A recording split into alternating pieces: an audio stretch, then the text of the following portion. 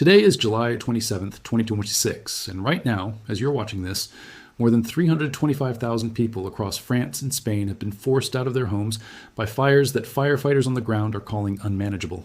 Not slow to contain, not difficult to contain. Unmanageable. I need you to sit with that word for a second, because it is not a word professional firefighters use lightly, and it is not a word I use lightly either. This is not the kind of weather update where I tell you to grab an umbrella and go about your day.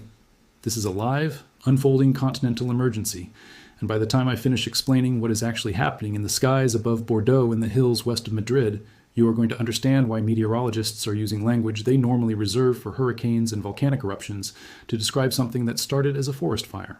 Before I go further, I want you in the comments telling me if you have family, friends, or property anywhere near Gironde, Bordeaux, Madrid, Valencia, or Castellón right now, because I am reading every single one of those.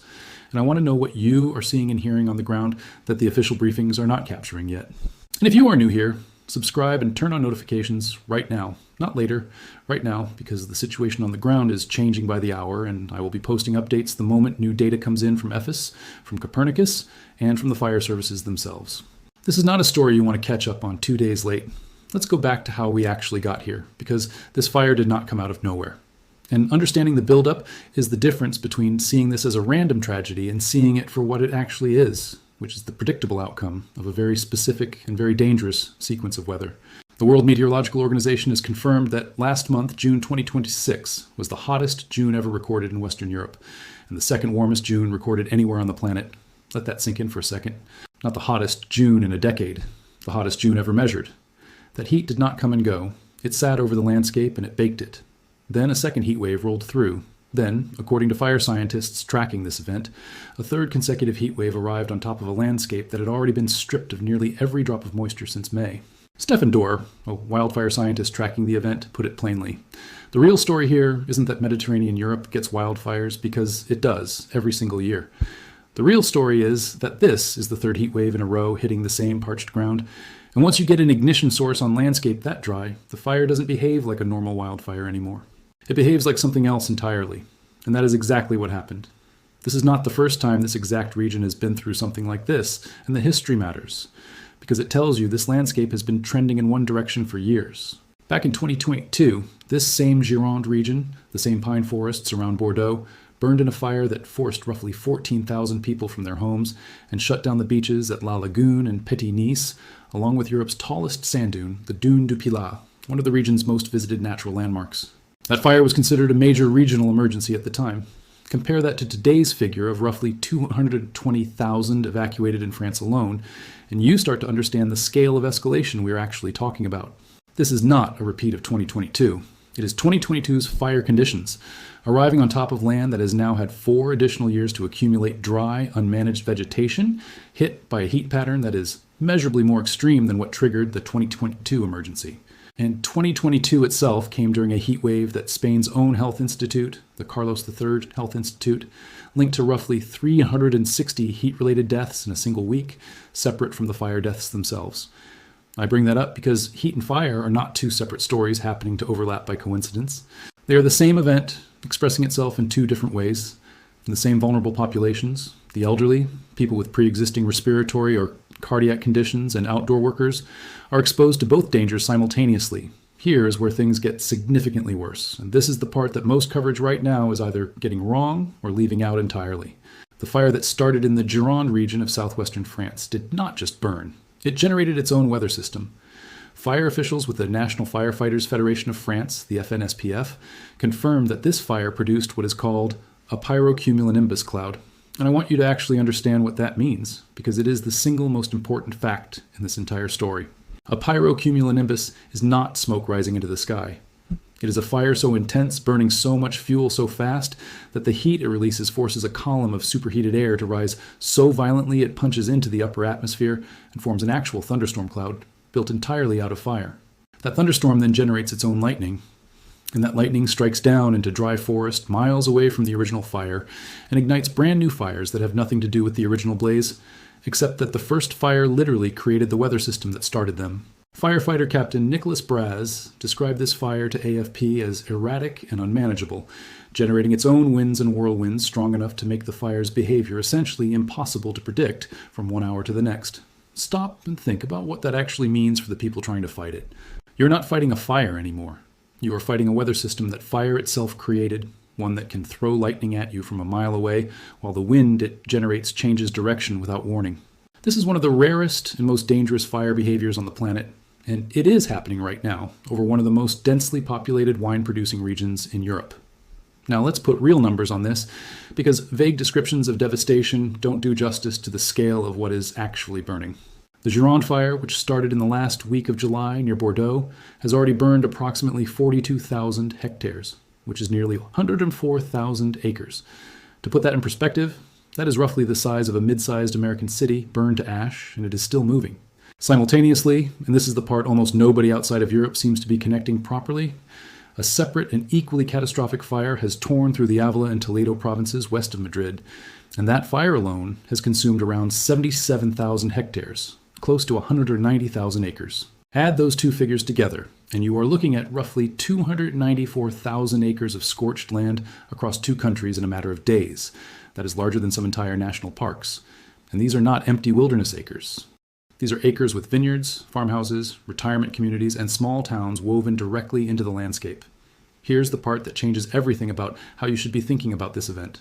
Officially, the evacuation numbers stand at more than 325,000 people combined across France and Spain, with roughly 220,000 evacuated in France and roughly 75,000 in Spain, plus tens of thousands more in Valencia and Castellón provinces on Spain's eastern coast, a separate cluster of fires burning simultaneously.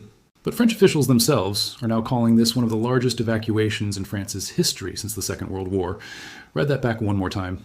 Since World War II, not since the last bad fire season, not since the 2022 fires that also hit this exact same region, since the Second World War.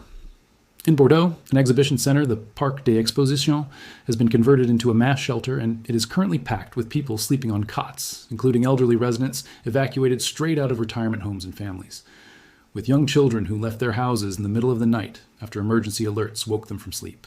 That is the human reality behind the hectare counts. Now, I want to walk you through something that almost nobody covering this story is doing properly, which is the direct comparison between how different communities are experiencing what is, physically, the exact same hazard. In the Madrid region, Isabel Diaz Ayuso, the president of the Community of Madrid, confirmed that the fires are directly affecting around 50,000 people, with at least 10 communities either fully evacuated or in the process of evacuating as she spoke. In some of those towns, residents described chaos. In Cenicientos, one of the villages damaged by the fire southwest of Madrid, footage showed long queues of drivers trying to get back into the town, uncertain whether their homes were still standing. Compare that to what is happening in parts of eastern Spain, where a 28-year-old evacuee named Victor Moreno, sheltering at a sports center in Moncofa after fleeing the Castellón fires, told Reuters something that should stop you in your tracks. He said this isn't the first time. He pointed to an area behind his own house, an abandoned slaughterhouse surrounded by dry grass that nobody had cleared, sitting there as fuel waiting for a spark. That single detail tells you everything about why the human cost of a wildfire is never just about the fire itself. It is about what was sitting next to your house before the fire ever arrived. Communities that had cleared brush, maintained fire breaks, and enforced defensible space around structures are seeing radically different outcomes right now than communities where dry vegetation was allowed to accumulate for years next to homes and businesses. The fire doesn't discriminate, the preparation does. That is the single most important pattern running underneath every wildfire disaster in the modern era, and it is playing out again in real time in front of us. Let's go deeper into the actual physical mechanism driving this, because understanding the science here is not academic. It directly explains why this fire season is behaving differently than fire seasons even 5 or 6 years ago. Wildfire intensity is governed by what scientists call the fire triangle: fuel, oxygen, and heat. Under normal conditions, all three of these factors fluctuate seasonally and regionally in ways that are relatively predictable. What is happening across the Mediterranean right now is that all three factors have been pushed to their extremes simultaneously. The fuel load, meaning the dry vegetation, brush, and forest litter available to burn, has been building for years across parts of southern Europe as rural land management and agricultural grazing have declined, leaving more unmanaged vegetation than existed a generation ago. Layer on top of that a spring drought that started early this year, followed by not one, not two, but 3 consecutive heat waves, with essentially no meaningful rainfall since May. That combination doesn't just dry out vegetation, it transforms it, at a molecular level, into something closer to kindling than living plant matter. Moisture content in dead fuel that would normally sit somewhere around 15 to 20% has, in the hardest hit areas, been measured dropping into the single digits.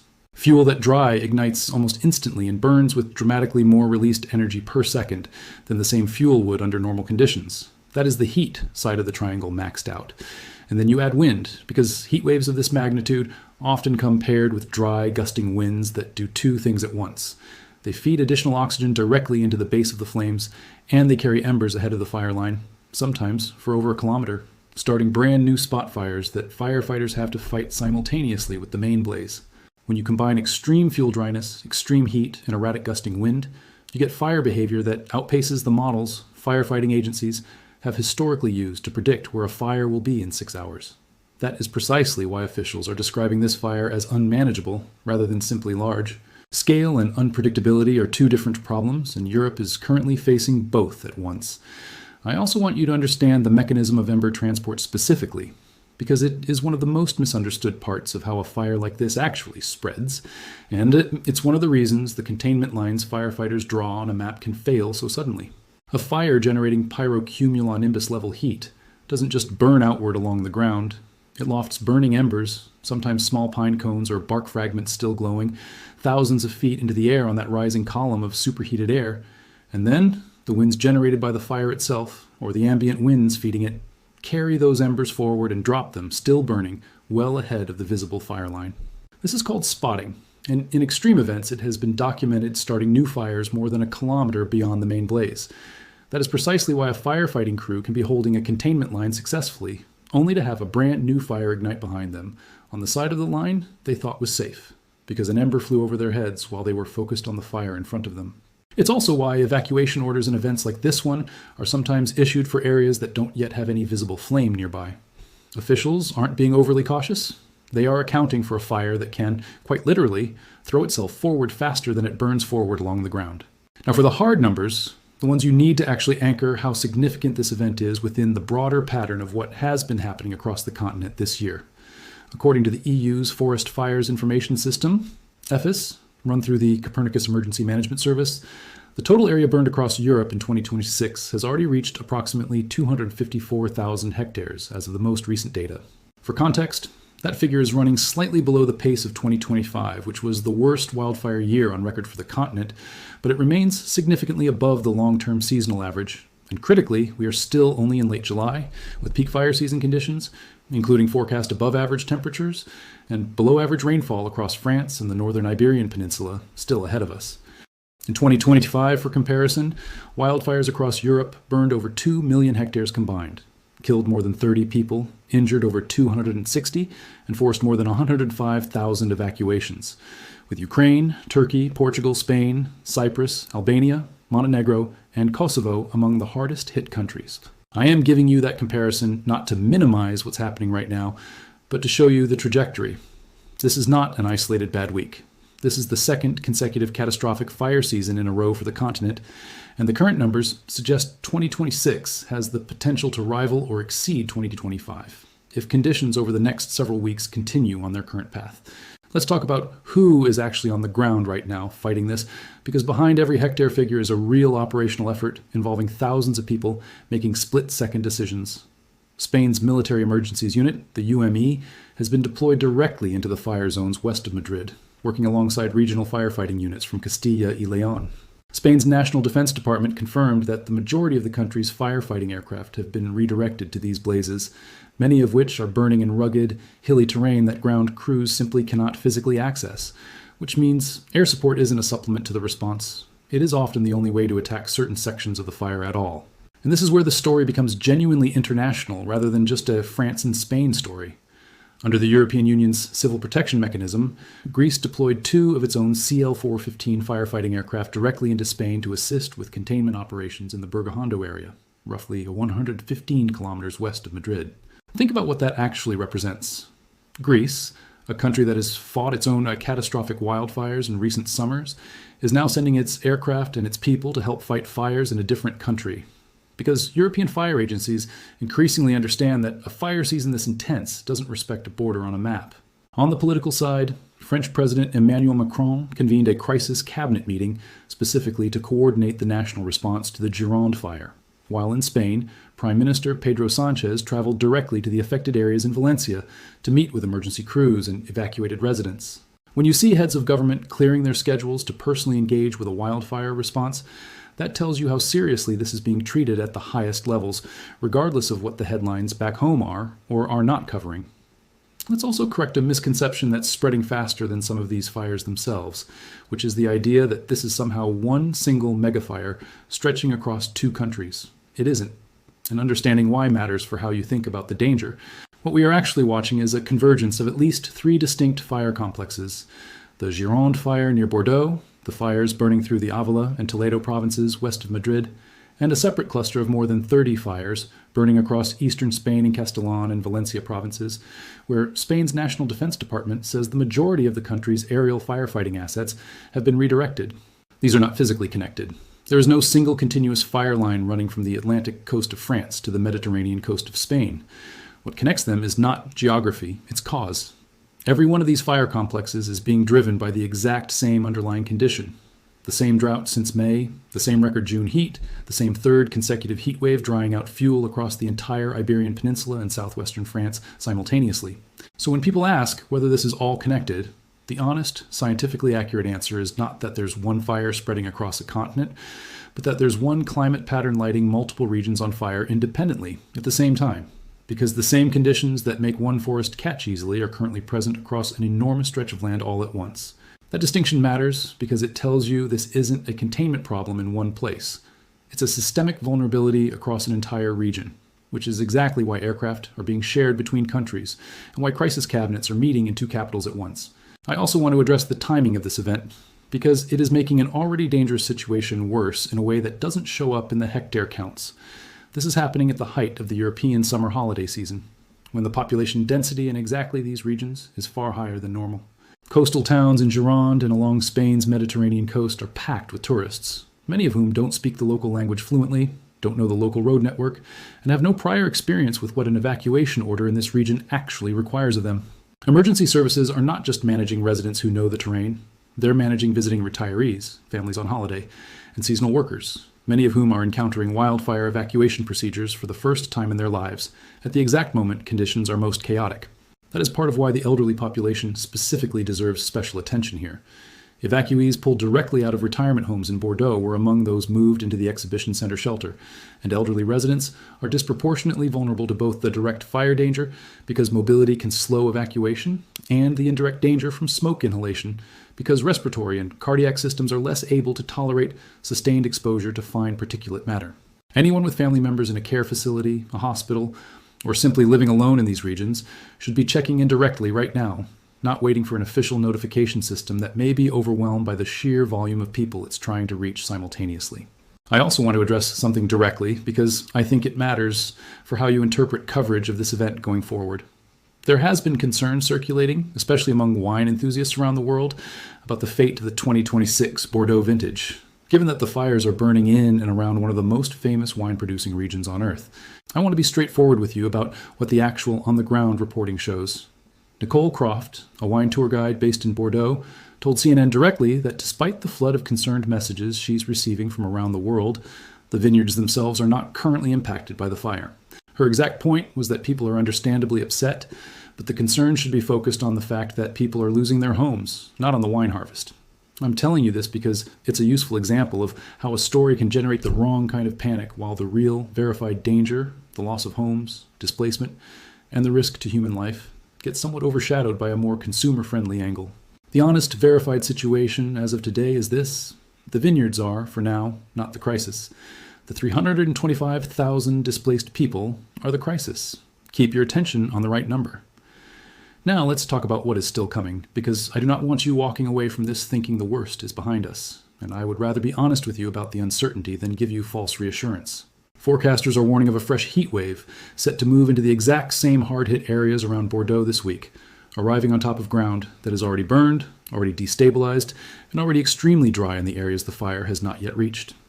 Regional officials in Gironde described the situation as very unfavorable, specifically because of gusting winds capable of fanning new flare-ups overnight, even in sections firefighters believed were under control. That is the layered reveal I want you to understand. The headline number today is 325,000 evacuated, and roughly 294,000 acres burned combined. But underneath that number is a forecast for renewed extreme heat, continued drought, and wind conditions that could reignite flare-ups in areas crews have already fought to stabilize. The fire season in Europe typically peaks in August, which means, as brutal as this already is, we are not yet at the point in the calendar where conditions are historically at their most extreme. That is not meant to frighten you unnecessarily. It is meant to explain honestly why officials are not yet using words like contained, and why the crisis cabinet meetings and international aircraft deployments are happening now, proactively, rather than after the fact. So let's talk about what this actually means if you live in or near any of the affected regions, or if you have loved ones who do.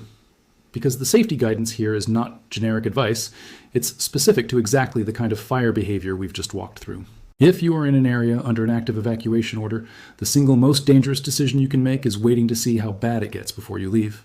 Fires generating their own pyrocumulonimbus weather systems can change direction and intensity faster than official evacuation notices can be issued and distributed, which means by the time an order reaches you, conditions may already be worse than the order describes. Have a go bag prepared in advance with identification documents, medication, water, a physical paper map of alternate evacuation routes in case cell networks go down, and a plan to check in with family members through a single designated contact point in case you get separated.